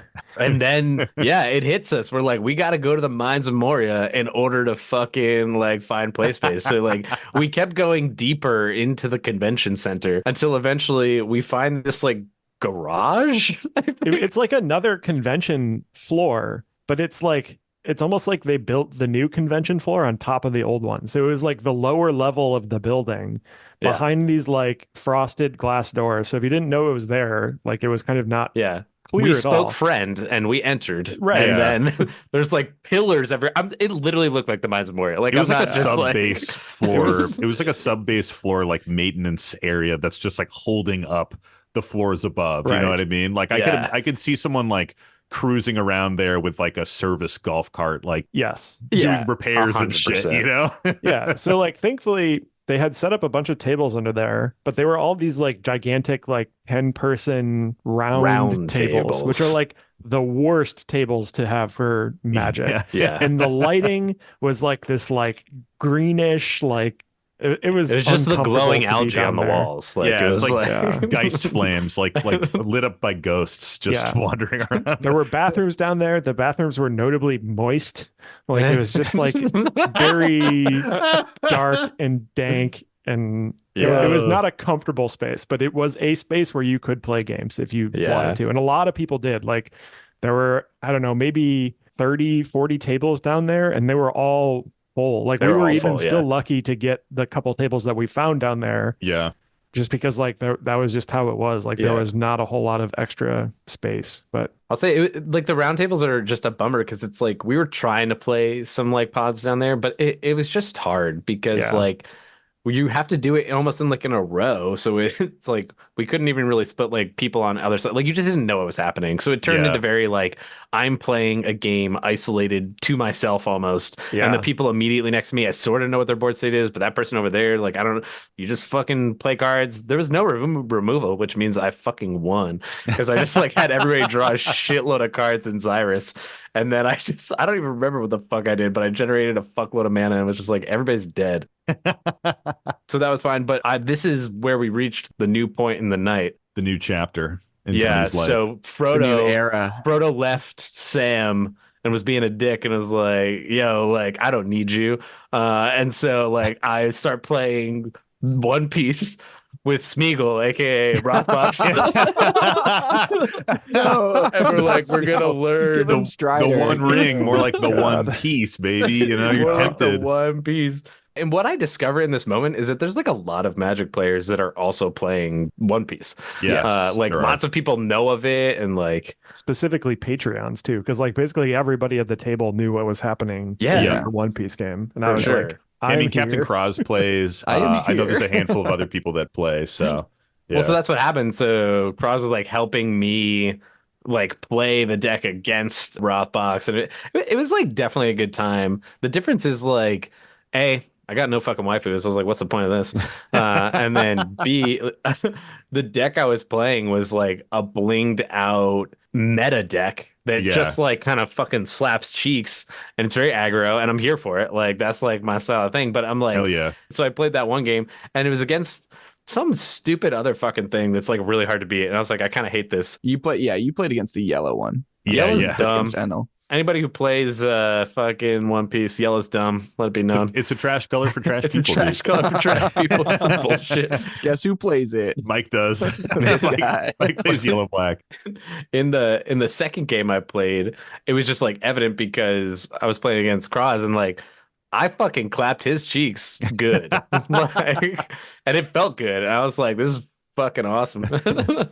I feel like for me, I discovered the game is fun. It's good. Yeah, so good. I personally don't need another fucking trading card game to start investing a bunch of time and money into. Yeah. And I think I talked about this with Mike on the side where I'm like, my meta and my game time with it would be like with you guys. Like, Yeah. I'm not Yeah. going to go play it somewhere else. I'm not going to like, and it's just like one more deck to have to bring.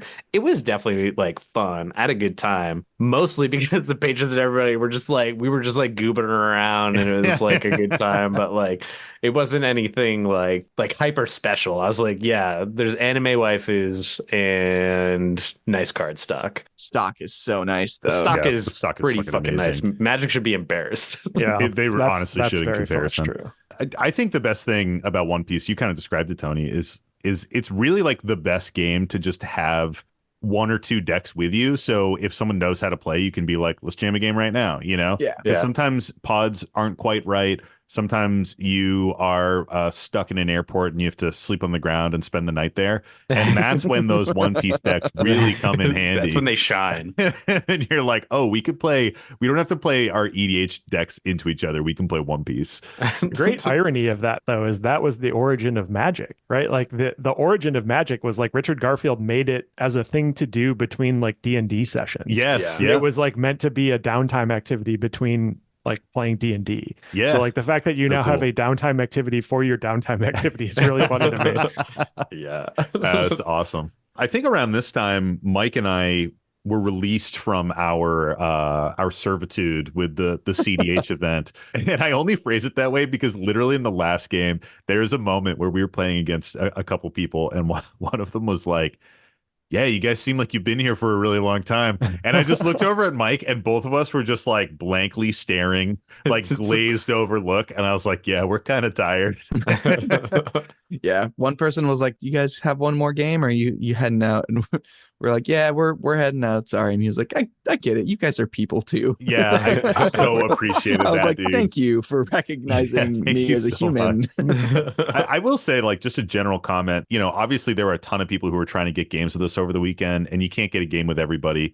I even had some close friends like Andrew Rothbox where I couldn't get a game with him over the course of the weekend just because that's just sometimes how it falls. But everybody was really pleasant about just us being people and having to run from point A to point B, Yeah. Everyone was super, super chill. So I really appreciated that aspect of it. Yeah. So we shot down to the dungeons and found you guys. Andrew had brought up an OP05 One Piece box, which was literally the perfect thing. After playing CDH for 7.5 hours, I just turned off my brain and just ripped an entire booster box of One Piece and got some fucking banger cards. Like Tony earlier was talking about like the bling of One Piece, and to be able to be like, check this shit out right now. Like the textures and the foiling on them is like fucking insane.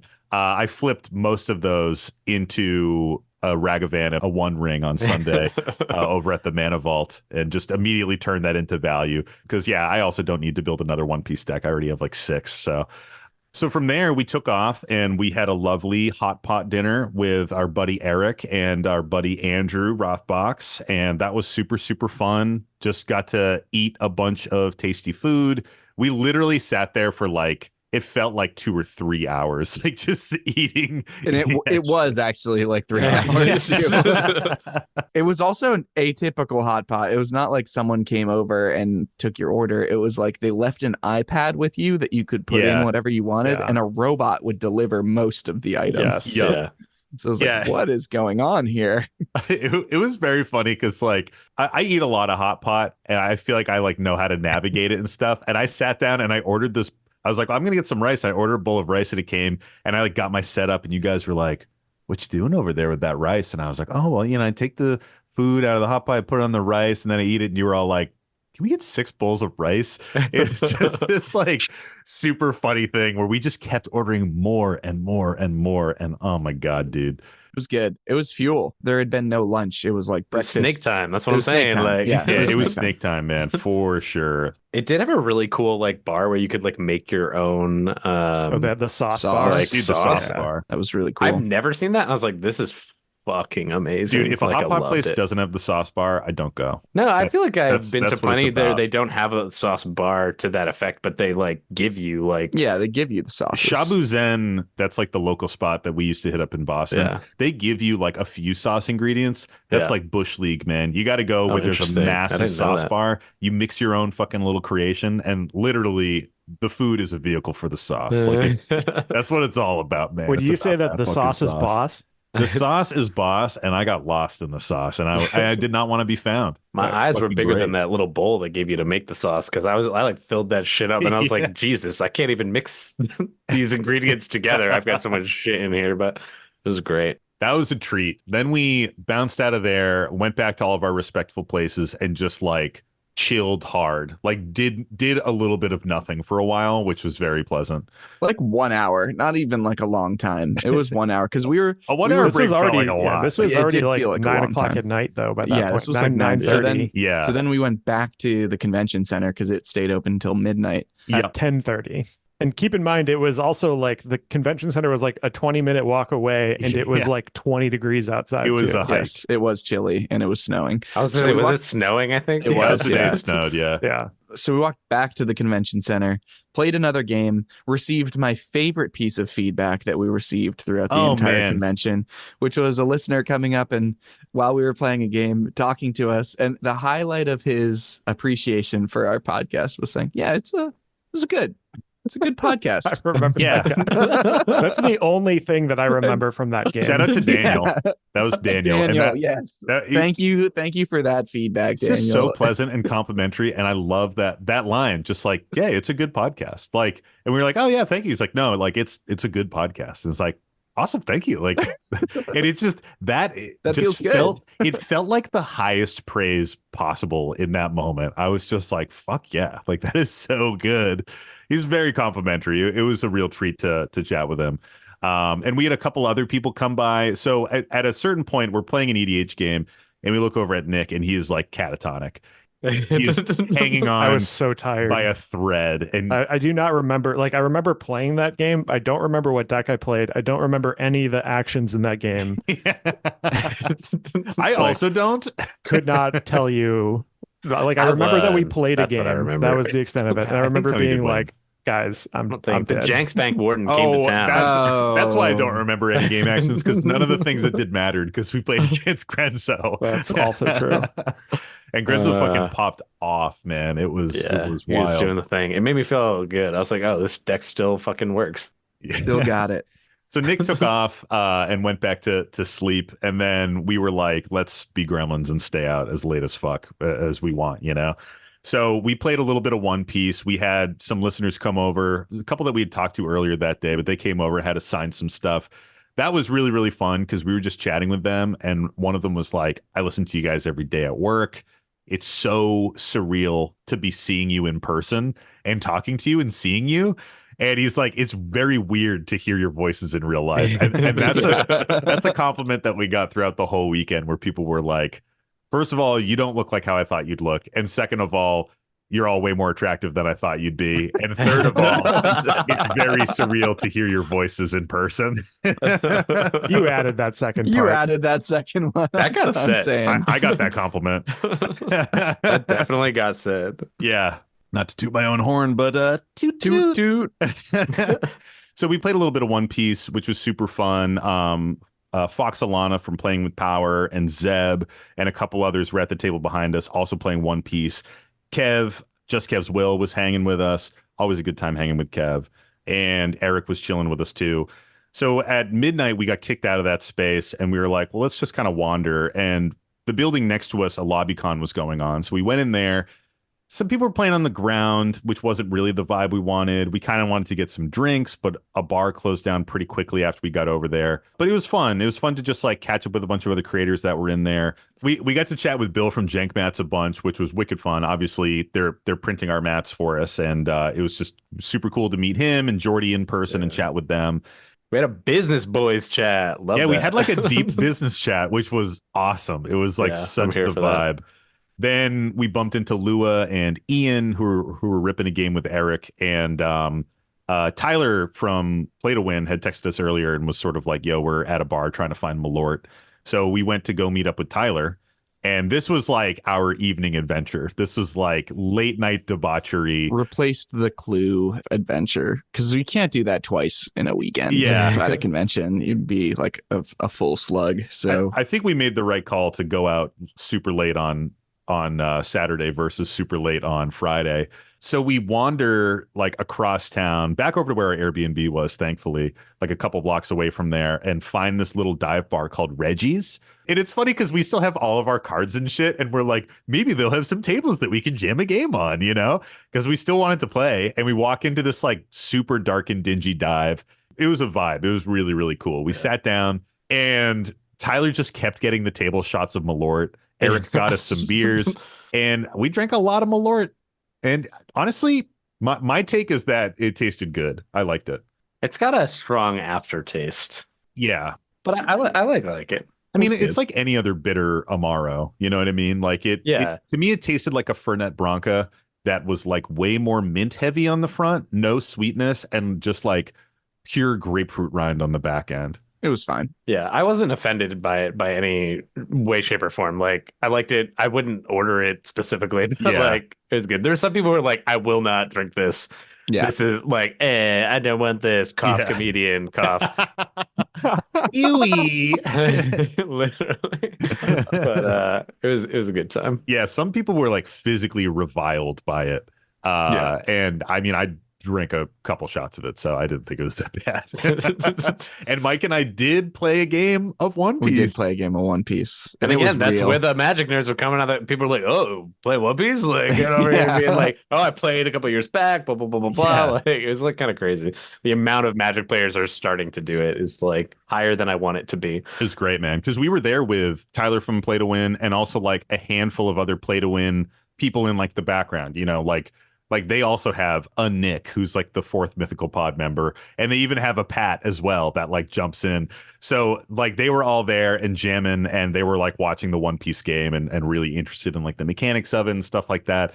So that was a super, super fun time. And then at one point, Mike just looks at me and he's like, "We need to leave." I need to go to bed. Yeah. It's 2:30. It's time for me to be in my bed. It was like, "Yep, that is right. This is the correct move." Got back to the Airbnb, and I think I ended up waking up at like 6 a.m. the next day because I just slept like absolute dog shit, and packed all of our stuff and headed back to the con for another day. Hell yeah. Sunday was very low key. We didn't have a ton of time to do stuff. We rolled in at like maybe 10:30, and Nick and Tony were leaving at like 2 to catch their flight, and Mike and I were leaving at like 3-ish to catch our flight. So the big thing that we did was in the morning, we had put out the call the previous day that we were going to do like a big Howling Salt Mine picture with like our patrons and our listeners that were there. And we got like 30 people, maybe 35 people to all meet up at like the big Huatley statue at the front of the convention hall and take a big picture. And then we just, signed things, chatted with everybody, signed tokens, handed out remaining tokens and stickers and stuff like that. And it was such a vibe, man. Like, huge thank you to everybody that showed up for that. That is a memory that I'm going to have for a long time. And huge shout out to Ketchup for not making it on time. Yeah, poor President Ketchup like took a wrong turn or like had some issue happen and couldn't make it. And he was just like, go on without me, take the picture.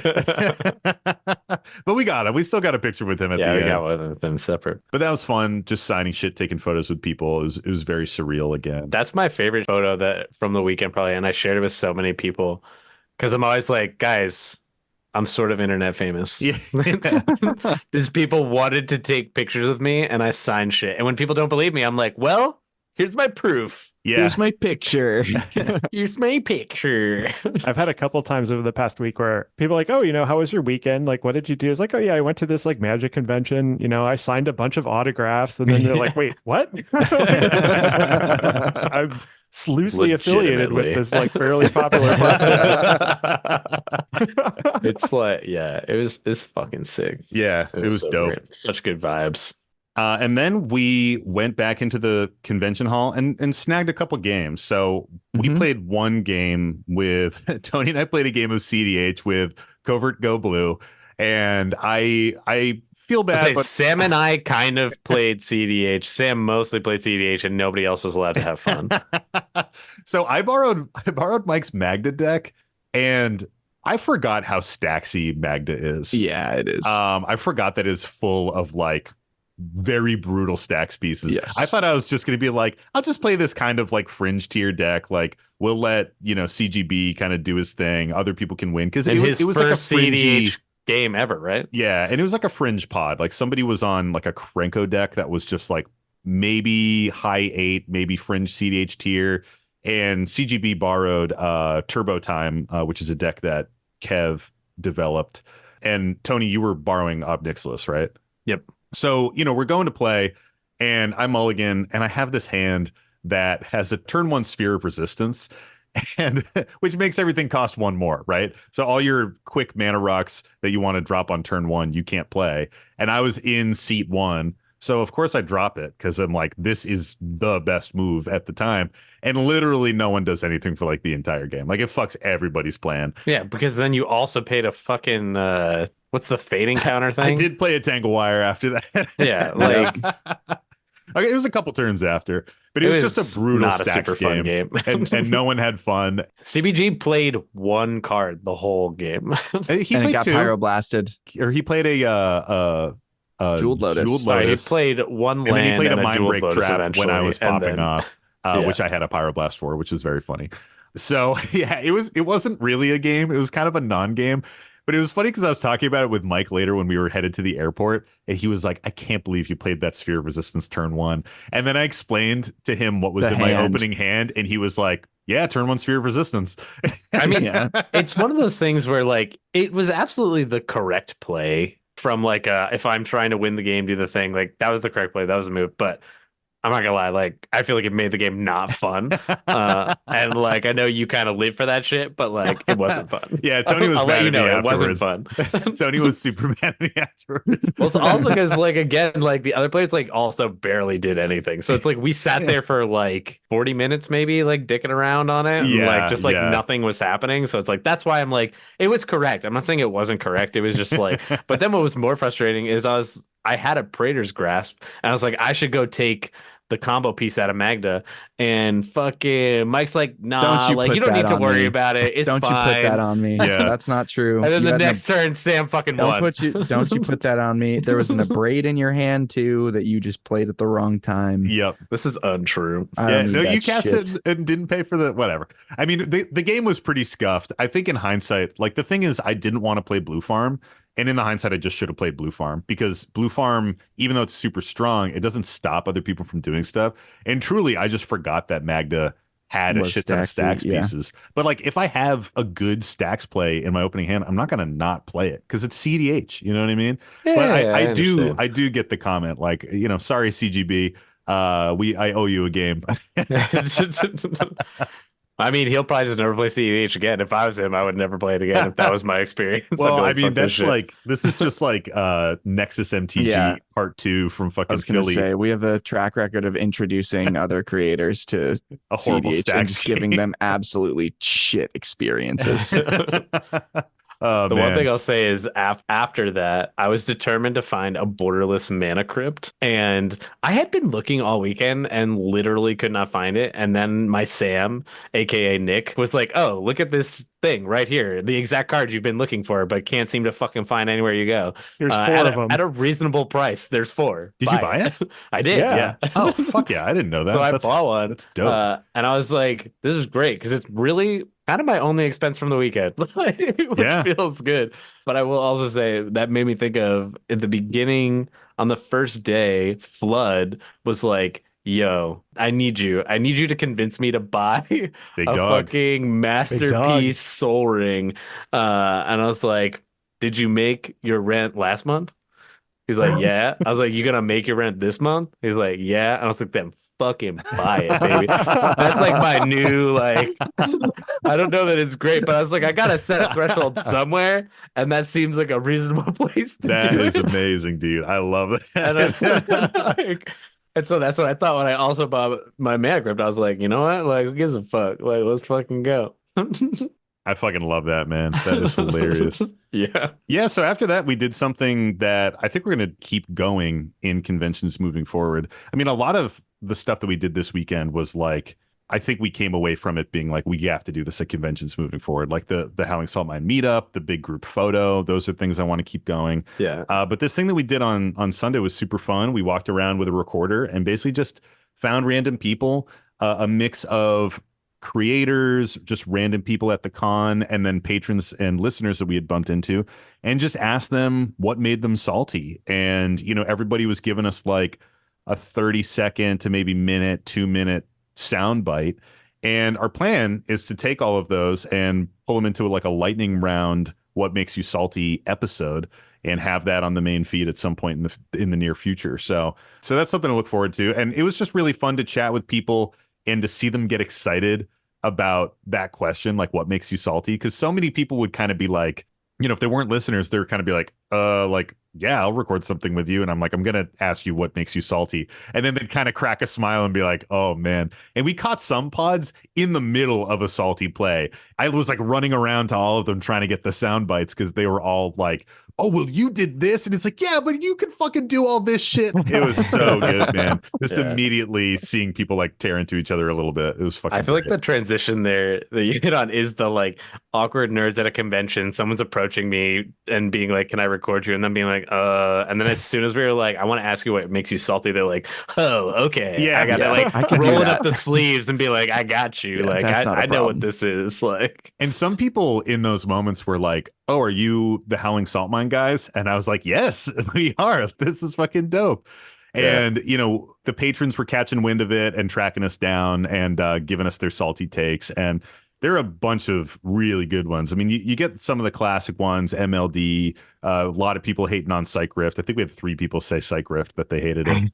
But man, there's some really, really cool ones that I'm stoked to talk about when we get that clip show together. So that was just like kind of a fun twist on the type of content that we normally do, and like an experiment in bringing it to the convention. And I think at least that phase of the experiment was a success. So that's something that we'll do at future cons for sure.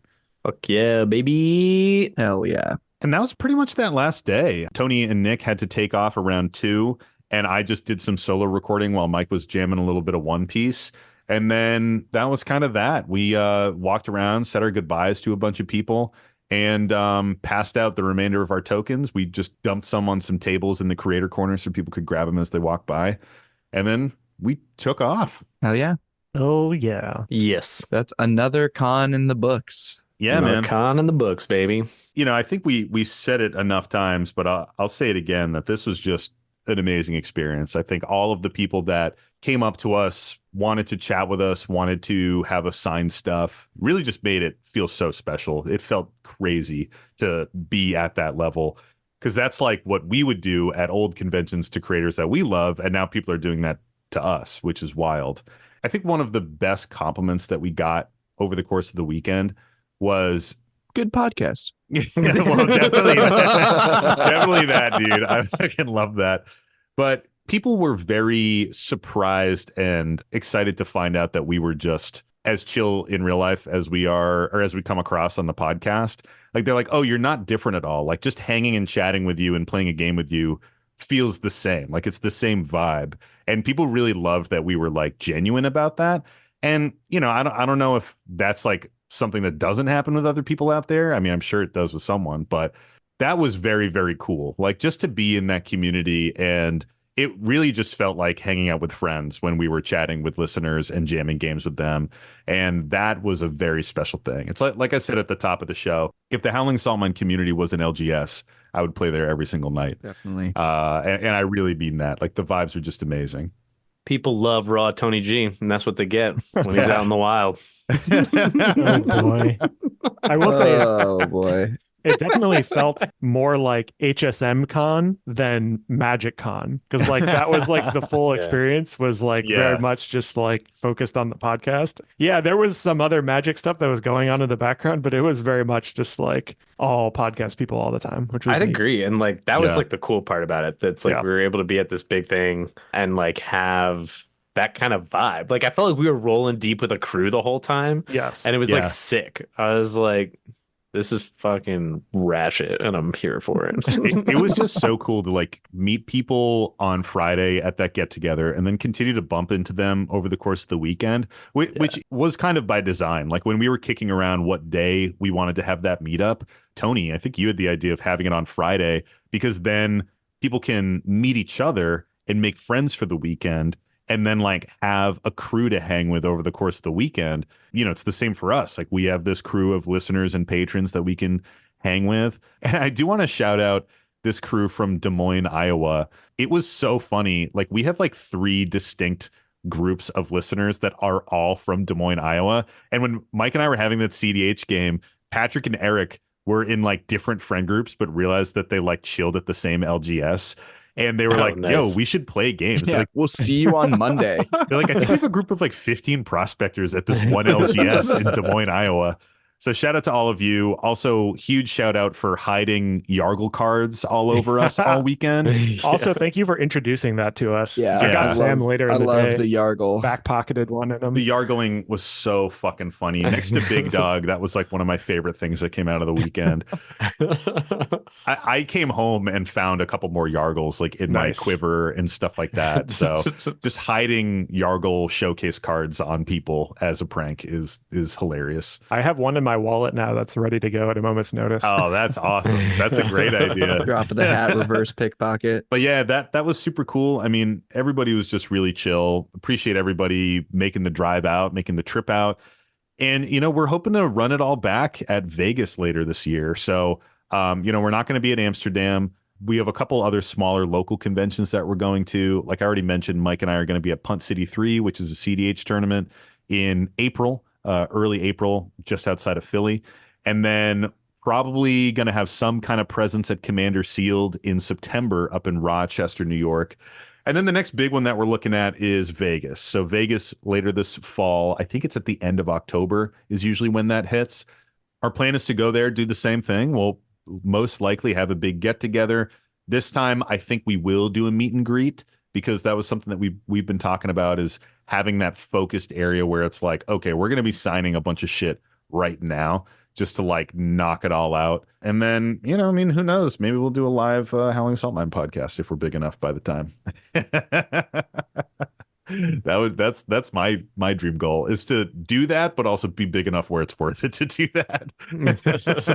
And we're not just giving a show for Nick and Pat in the audience. Yeah. I wouldn't go. I wouldn't bother. Any parting thoughts, guys? I think you've touched on like everything. It was like super fun. The main thing is like if we didn't get to play games with you at this one, I am sad about that, but just try again next time. Same. Yeah. Because I definitely want to. It's just It's a matter of you time. think about it, like how many games a day I played is probably only around like 5 or 6 maybe. And so it's like that's just not very many games to get in over the course of a weekend. Yeah. And a bunch of people were asking, and it means something to me just that you want to play, and like that's like super fun and good to know. Same, definitely. It was nice making connections with a bunch of different people. I'll like shout out Fox at some point in the near future. I think we'll play in Michigan. Hell yeah. I'll have my Omnixilus deck by then, so we could play CDH. Nice. It'll be after the musical. I think you said it well, Tony. Like I think maybe I played 16 games over the weekend, and that's a fuck ton. And even Yeah. with that, I wasn't able to play with every single person that wanted to get a game in. Yeah. And that's just kind of how it goes, you know. And as the show grows, we will be busier and busier, hopefully, at these conventions. But I think that really highlights like wanting to set aside that time on that first day to meet with people, jam pickup games, as many as we can, and just have that like relaxed space to meet people and kind of vibe before the whole convention kicks off. Like that was such definitely. a good idea. And one last thing I'll say, sorry, that I forgot about is if you have a bling deck, I want to fucking see it. Yes. Don't show me While we're waiting for the Uber. 30 seconds before my Uber arrives and tease me and like show me your fucking like colorless, beautiful deck that's just got like every spicy was thing so in funny. there. Yeah. I want to see your bling decks, but show them to me earlier. Yeah, the backstory there was that Tony and I were like waiting outside the convention center for the Uber to pick us up, and this guy comes up to Tony and is like, "Hey, you got to check out my deck," and like pulls out his deck box and like hands it to Tony. And I'm like, "Tony, the Uber's like rounding the corner right now." I know, We but I was like gotta go." busting a nut looking at it. I was like, it's so nice. Oh man. Like all the Kaladesh masterpieces, like, Oh god, dude. I was like, Sick. fuck. Because even just that, I was like, I'm probably holding like Dollary a bills. lot of dollary bills right Yeah, now. yeah. I should just fucking run. Cash Just money kidding. should have jumped in Don't that show me your Uber, blue dude. decks. Yeah. Man, just like some of the decks that people had were fucking so dope. So many awesome brews. Just thanks again to everybody that showed up, everybody that made us feel special and welcomed.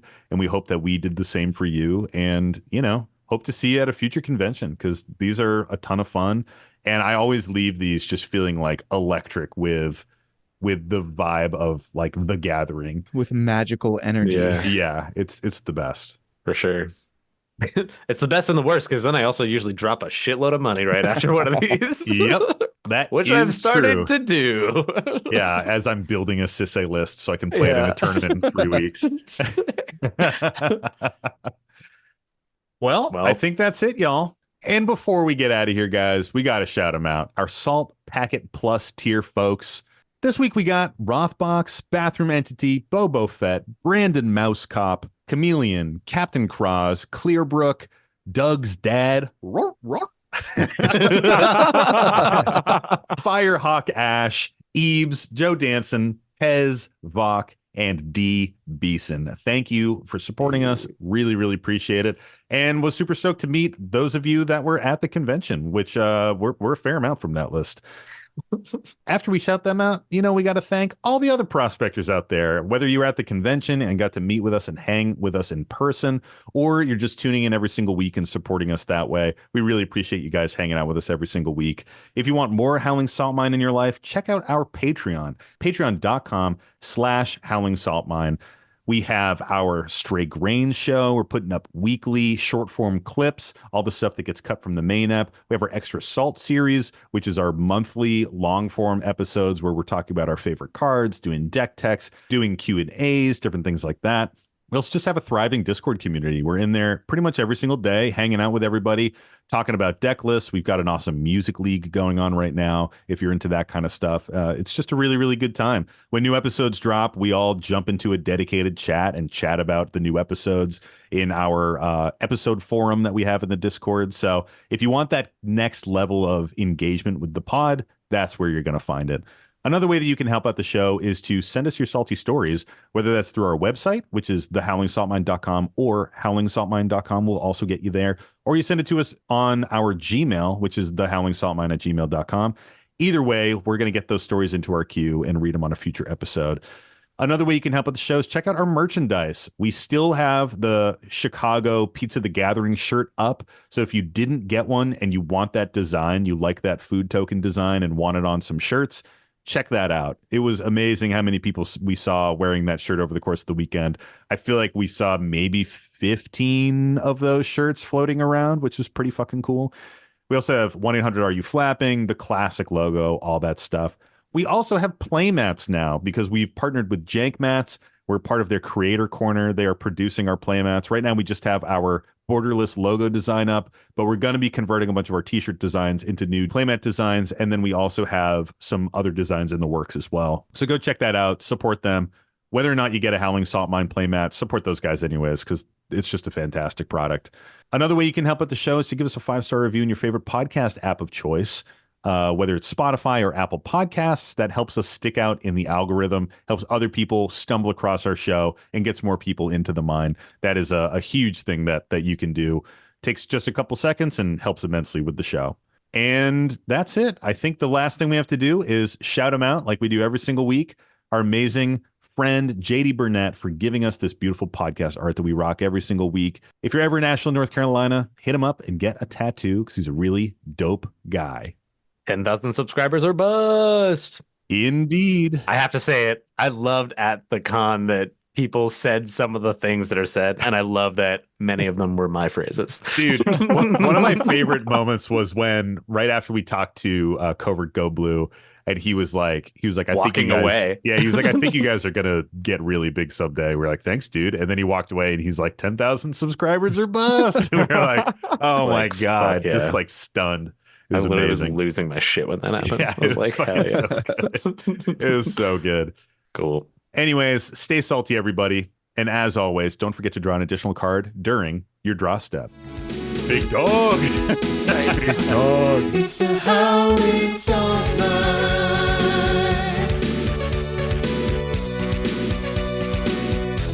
The Howling Salt Mine.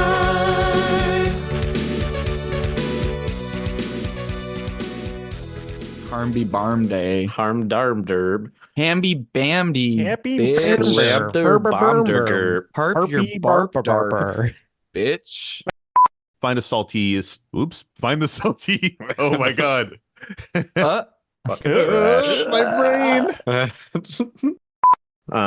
And I have oh my god, sorry. There's so many games and they're all flowing back to me. I know there's so much, dude. Yo, let me do my retake, man. Let me do my clean retake. I'm gonna say it again.